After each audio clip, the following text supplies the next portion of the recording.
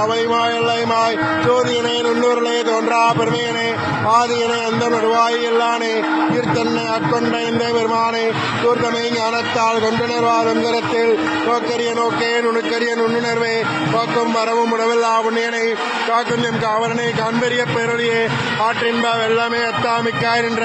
தோட்ட சுழலியாய் சொல்லாத நுண்ணுணர்வாய் மாற்றமாம் ஐயகத்தின் வெவ்வேறு வந்தறிவாம் வேற்றனை தேற்ற தெளிவே என் சிந்தனையுள் ஊற்றான உண்ணாரமுதே உடையானே நேற்று விகார விடக்குடமின் உட்கிடப்ப